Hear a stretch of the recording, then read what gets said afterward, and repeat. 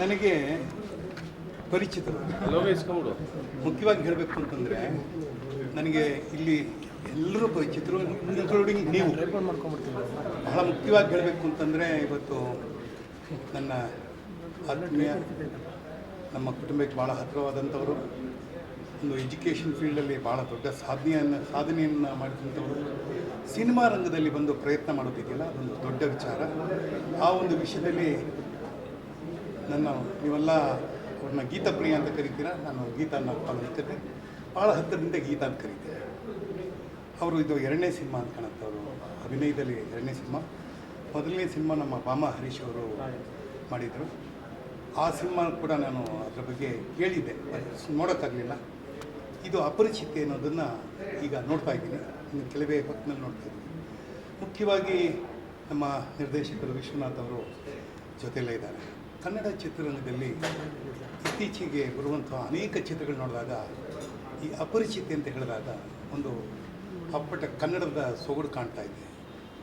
ಮುಖ್ಯವಾಗಿ ನನಗೆ ಈ ಒಂದು ಸಿನಿಮಾ ಒಂದು ಕೇವಲ ಮನೋರಂಜನೆ ಅಷ್ಟೇ ಅಲ್ಲ, ಒಂದು ಮನೋವಿಕಾಸವನ್ನು ಕೂಡ ಮಾಡೋ ಒಂದು ನಿಟ್ಟಿನಲ್ಲಿ ಪ್ರಯತ್ನ ಮಾಡುತ್ತೆ ಅನ್ನೋ ನಂಬಿಕೆ ಇದೆ. ಎಲ್ಲರೂ ಹೇಳ್ತಾರೆ, ಯಾಕೆಂದರೆ ನಮ್ಮ ಸಿನಿಮಾ ಗೆಲ್ಲಬೇಕು, ಇದು ಥಿಯೇಟ್ರಲ್ಲಿ ಗೆಲ್ಲಬೇಕು.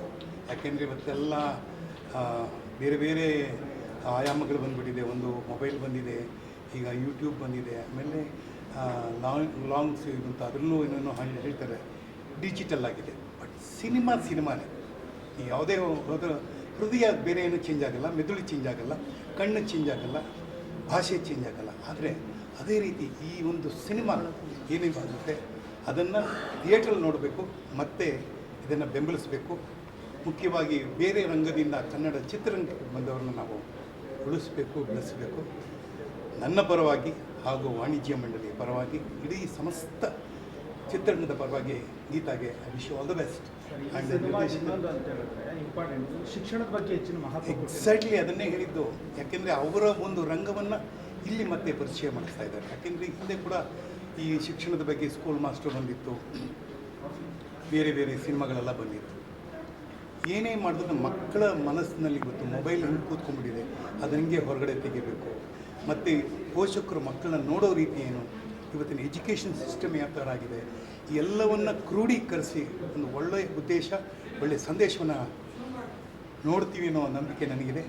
ಸಿನಿಮಾ ನೋಡಿದ್ಮೇಲೆ ಮತ್ತೆ ಸಿಗೋಣ. All the best.